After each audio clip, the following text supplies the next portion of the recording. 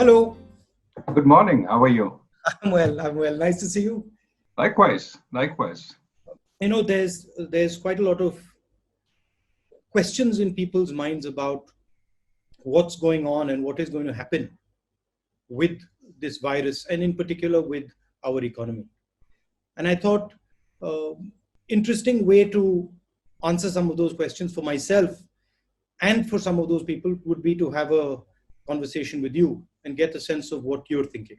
Thanks for having me, and thanks for opening this conversation. I think it's very important in these times to have as much information on these issues as one can get, and for the public to be as informed as possible. One of the big issues that I have, and one of the things I'm thinking about, is how we should think about opening up the economy. Which are the parts you think of the economy that are critical to be opened up, and what's the sequence of opening up? It's a great question because I think as we turn from trying to bend the curve on infections and preventing hospitals and medical facilities from being overwhelmed, we have to start thinking about restarting people's livelihoods. It's all too easy to have a lockdown forever, but obviously that is unsustainable for the economy. So it has to be a sequencing. First, the places where you can maintain distancing, and it's not just distancing in the workplace, it's also distancing to and fro from the workplace, a transportation structure. Do people have private means of transport, their cycles or their scooters, or even cars? Or do they depend on public transport? And if it's public transport, how do you maintain distance in public transport? So there's a lot of work that needs to be done, both on creating the structures, as well as ensuring at the workplace it is relatively safe, as well as ensuring if there are accidents, there are fresh cases, how do you isolate quickly without having to go to a second lockdown or a third lockdown? Those will be devastating if we have to go there. That's what a lot of people say, that if you get into a cyclical lockdown, if you open up and then you're forced to shut down, and then you open up and you're forced to shut down again, then that is devastating for economic activity because it would completely destroy trust. You'd agree with that? I think that's right, because that would suggest, take even a second lockdown. It means that you haven't been completely successful in doing in reopening, and that raises questions of if you reopen again, will you go into a third lockdown? So it does diminish credibility. That said, I don't think we have to aim for 100% sort of success. That is zero cases when we open up. That's unachievable. What we have to do is manage the reopening so that when there are cases, we isolate them. But at the heart of that management, knowing which areas are having heavy infections, which areas are not, at the heart of that process, of course, is testing. And there's a sense in India, and that the testing capability is in itself limited. That we're a big country, and that our ability to test, like the United States or like the European countries, is comparatively limited. So how would you think about it with a sort of low level of testing? I mean, would you? It's a great question, because take the United States right now. It's ramped up to about 150,000 tests per day. But the consensus amongst experts, certainly the epidemiologists, is that to really be confident about opening up, you have to triple that to 500,000 tests a day at least. And some are talking of numbers in the millions. Well, just multiply by 4 to get 4.5 to get India's population. And you're talking about 2 million tests a day if you want to get the level of confidence that you have in the United States. And clearly, we are nowhere near that. I think we're somewhere around 25, 30,000 tests a day at this point. But we have to be cleverer about opening up, which means perhaps do mass testing. Take, 1,000 samples, and then check in a mass way whether there is any sign of the virus in those 1,000 samples. And if you do find that, then go deeper into that particular sample and check who it might be. But this way, I mean, these are ways of testing which reduce the burden on the test infrastructure and can allow us to try and vet much more. It's in some sense less intensive, but it is cleverer. We have to be cleverer about the reopening because we simply can't wait till we have that kind of facility. There's going to be the impact of the virus, and then after some time there's going to be the impact on the economy, a sort of blowback impact that is going to come, real impact that is going to come a couple months from now.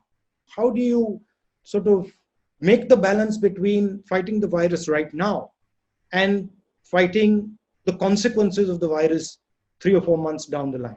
I think there has to be a prioritization because our capacities and our resources are limited.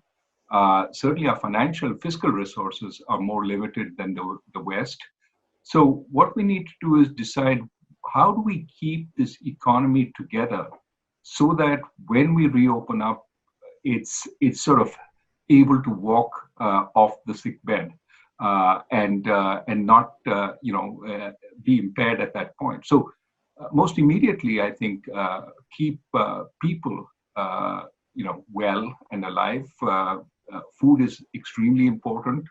Reach it to every place. Places our public distribution system does not go. Amartya Sen and Abhijit Banerjee and I have talked about temporary ration cards, for example, for people who don't have access. But you have to treat this pandemic as a situation which is unprecedented. We have to break norms in order to tackle what is needed, while at the same time keeping in mind that there's an overall budgetary sort of limit. There are only so many resources we have. What do you think about the agricultural sector and the workers, migrant workers? How should we be thinking about their finances? Well, this is where I think the efforts we made on direct benefits transfers sort of needs to be realized at this point. All the ways we transfer to relatively poor people, we need to take a call on that. We have different ways of accessing through widows' pensions, through the Manrega rolls, and we need to say, look, these are people who don't have a job right now, who don't have a livelihood. And for the next 3 or 4 months, while this uncertainty is on, we're going to support them. But in terms of the sort of priority, keeping people alive and keeping them from having to go onto the street, in protest or looking for work is probably useful at a time of lockdown. And so I think we need to find ways of getting both money as well as food through the public distribution system to as many of these people as we can. तो doctor राजन, कितना पैसा लगेगा गरीबों की मदद करने के लिए? तकरीबन 65,000 करोड़ 60,000 और 65,000 करोड़ इतना ज्यादा नहीं है. हमारा जीडीपी 200 लाख करोड़ है और उसमें 65,000 करोड़ इतना ज्यादा नहीं है, तो कर सकते हैं. और अगर ये गरीबों के लिए है और अगर उनका जिंदगी बचाने के लिए है तो करना चाहिए. अभी तो देश संकट में है, मगर कोविड के बाद हिंदुस्तान को इस घटना से कोई फायदा भी होगा, कोई स्ट्रेटेजिक फायदा होगा, दुनिया में कोई बदलाव होंगे जिससे हिंदुस्तान को फायदा होगा या जिनकी हिंदुस्तान एडवांटेज ले सके? किस प्रकार से दुनिया बदलेगी आपके मुताबिक? These kinds of incidents rarely have positive effects for any country, in general. But there are ways countries can take advantage of them. And what I think we can say is that there will have to be a rethinking of everything in the global economy once we are out of this.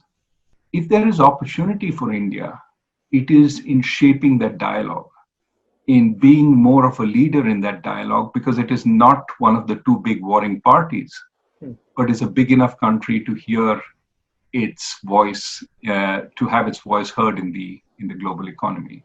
In this situation, India can find opportunities for its industry, for its supply chains, but most importantly, it can try and mold the dialogue towards one which has greater place for more countries in the global order, a multipolar global order rather than a single or a bipolar global order.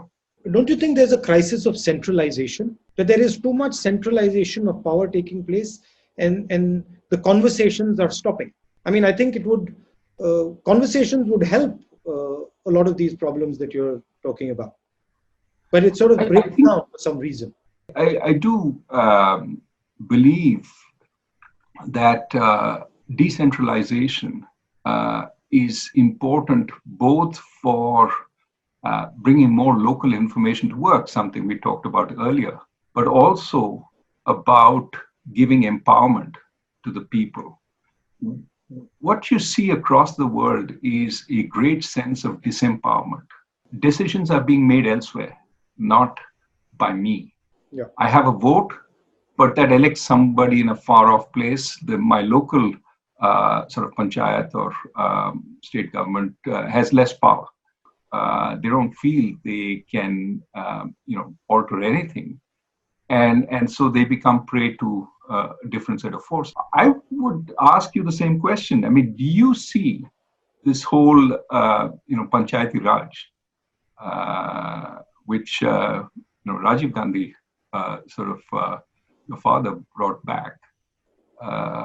What effect has that had, and has that been beneficial? It's had a huge effect, but I'm sorry to say it's in retreat. So a lot of the forward movement on Panchayati Raj that had taken place, we are now moving back to a sort of bureaucratic, DM-based structure or a bureaucrat-based structure.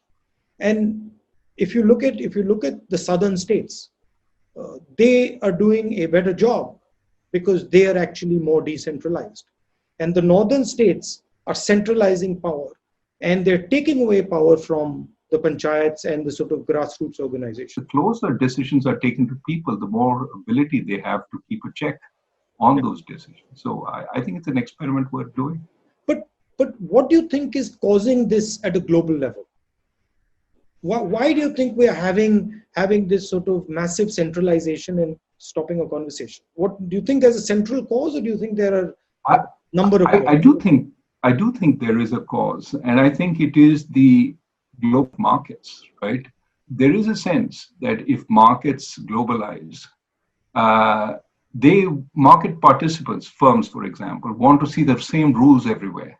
They want to see the same coordinating structure everywhere. They want to see the same government everywhere, because that then gives them confidence. That attempt at uniformity takes away power from the sort of local or national governments. Of course, in addition, there is the bureaucratic temptation to centralize. If I can grab the power, why not? And so that is a constant desire to, if you're providing funding to the states, here are the rules that you must obey in order to get this funding. Not, I will give you this funding, no questions asked, because I know you've also been elected, and you will have to have a sense of what is appropriate for you. There's a new model also out, which is the authoritarian model, which is questioning the sort of liberal model, and it's a different way of doing work, and it seems to be more and more rising in more and more places. Do you think it's going to get pushed back? I don't know, because the central authoritarian model, the strong figure, in a world where you're powerless, is sometimes appealing, especially if you can develop a personal rapport with that figure, and you feel they believe in me, they care for the people. The problem with that is the authoritarian figure can develop their own sort of sense of, yes, I am the power of the people, and therefore whatever I say goes. My rules apply, not the checks and balances, not the institutions, not the decentralized structure. Everything is going to go through me. The sort of historically, what has happened is that has put too much weight on that center. And eventually that collapses. But clearly, something has gone wrong with the global economic system. I mean, that's pretty clear, right? Would that be a fair statement? I think that's a fair statement, that it's not working for a lot of people. The growing inequality of incomes and wealth in developed countries is certainly a source of the concern. The precariousness of jobs, the so-called precariat, is another source of concern. You have these gig jobs without any sense of whether you will have income tomorrow. And of course, we've seen during the pandemic, many of these people don't have any support. They have lost out on both incomes as well as their safety net. Therefore, what we have today is both a problem of slowing growth. So we cannot dispense with markets. We do need growth. But we also have a problem of stuck or inadequate distribution. People aren't getting the fruits of that growth in the same ways. Many people are being left out. And so we need to think about both sides. And that's why I think rather than focus on distributing output, distribute opportunity. You know, it's interesting that you said that infrastructure connects people and that gives opportunity. But if there is division and hatred, that disconnects people. That's also infrastructure. There's an infrastructure of division and infrastructure of hatred. And that causes as big a problem. Absolutely. I think social harmony is a public good. Having everybody believe that they're part of the system and equal part of the system is essential. We cannot afford to be a house divided, especially in these times when our challenges are so big. And so I would prefer to put, our founding fathers, people who wrote our constitution, and the early sort of administrations. That's something I've been spending some time sort of relearning. And those people realized that there were some issues which you wanted to put on a shelf and not touch. Because if we got into those issues, we would spend a long time fighting each other. Also, you tend to divide and look backwards into history when you're struggling with a forward vision. So I think I like what you said about India needs a new vision. What would be the elements of that in your view? Of course, you mentioned in infrastructure, education, healthcare, but how would it be different than the last 30 years or 20 years? What would be the pillars that would be different? Well, I think that on the one hand, you need to create capabilities. The elements of creating capabilities is, better education, better healthcare, better infrastructure. And remember, when we talk about creating these capabilities, we have to walk the talk.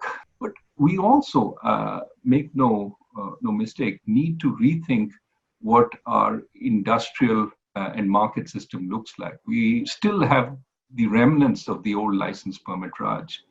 And we need to figure out how we go to a place where the accent is on creating many, many more new jobs of a good quality. And there, more freedom, trust but verify is a good idea there. What's amazed me and is how important mahal is to economics. Sentiment, how important sentiment and trust is to economics. And one of the things I'm finding during this COVID issue is that the real problem is the trust issue. People don't quite understand what is going to happen next, and so there is fear in the system. You talked about unemployment. We had a big high level of unemployment that's now going to be massive. How do we think about unemployment going forward 2-3 months from now, when the impact of this thing actually hits?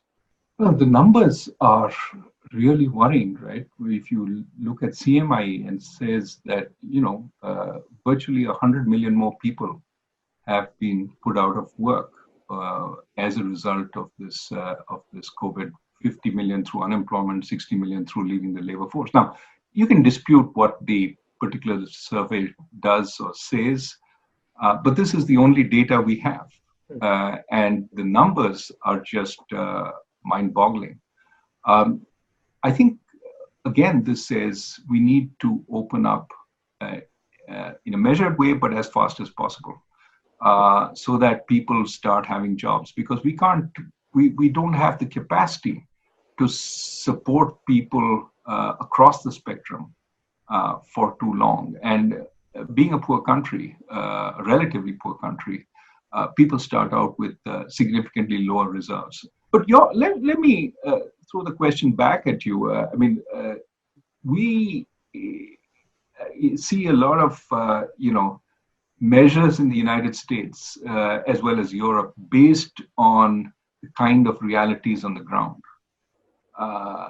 The government in India, of course, has a different kind of reality that they're facing. What are the big differences in your view between the governing in the West and dealing with the reality of life in India? I mean, the scale, first of all, the scale of the problem, and at its heart, the financial scale of the problem, the inequality, and the nature of the inequality. So things like caste, the way Indian society is structured is completely different than American society, as you know. And some of the ideas that hold India back are deeply embedded and often hidden. So I think there's a lot of sort of social change that is required in India. And a lot of these problems are different in different states. The politics of Tamil Nadu, the culture of Tamil Nadu, the language of Tamil Nadu, the way the Tamils think, completely different than the way UPites think. And so you have to model things around them. One blanket solution for the whole of India just will not work. It can't work. So there is, in our government, which I think is completely different than the United States, there is an element in our governance system, in our administration system of control, as opposed to, we have a district collector as opposed to a producer, right? So our idea is always one of control. And I don't think people say, oh, this is since the British. I don't think so. I think this is historic before the British. The idea, governance in India is always about trying to control. And I think that's one of the challenges that we're facing now. The COVID disease cannot be controlled. One of the things that sort of annoys me is the level of inequality. And this has been the case, in India over the last few decades. The level of inequality that you see in India, you simply cannot see in the United States. I mean, and so the type of things I always look at is how to sort of reduce this inequality, because I think once a system reaches a very high level of inequality, then it simply stops to work. I like Gandhiji's line, just go to the back of the line and see what's going on at the back of the line. This is a very powerful thing for a politician. It's underrated, but I think that's where a lot of the insights come in. How would you think about going forward, dealing with this inequality? It's visible in COVID also. I mean, the way India is treating its poor people the way we are treating our poor people, migrants, versus the way the elite is being treated. Two completely different ideas, two completely different Indias. And so, how do you merge these two Indias into one? Well, I think that at the bottom of the pyramid, so to speak, we have some ways of making their lives a little better, but we need to think more carefully about reaching everybody there. And I think successive governments have worked on food, on healthcare, on education, and no doubt we can do a better job there. But in terms of challenges, it seems to me that there is certainly an administrative challenge in reaching everywhere and making sure that level of living is enhanced. But the greater challenge to me lies in the range between the lower middle class and the middle class, which is where we need, in a huge way, jobs. Good quality jobs, so that people are not, dependent on a sarkari job and the comforts that come with it. So this is something that I think we need to work on, and this is where I think a tremendous expansion in the economy is absolutely necessary. We've seen over the last so many years a progressive decline in our rate of economic growth, when in fact we have so many young people entering the labor force. So I would say, let us not pick amongst possibilities, but create the opportunity for any kind of area to flourish. If there's a mistake we made in the past, we said, this is the only way to grow.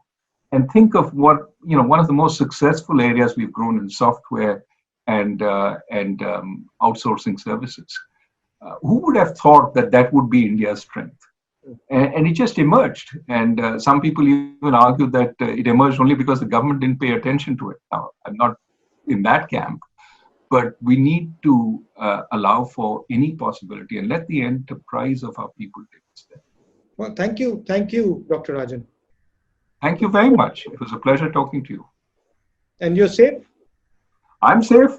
Good luck with everything. Thank you. Bye. Subscribe now and press the bell icon. Never miss an update.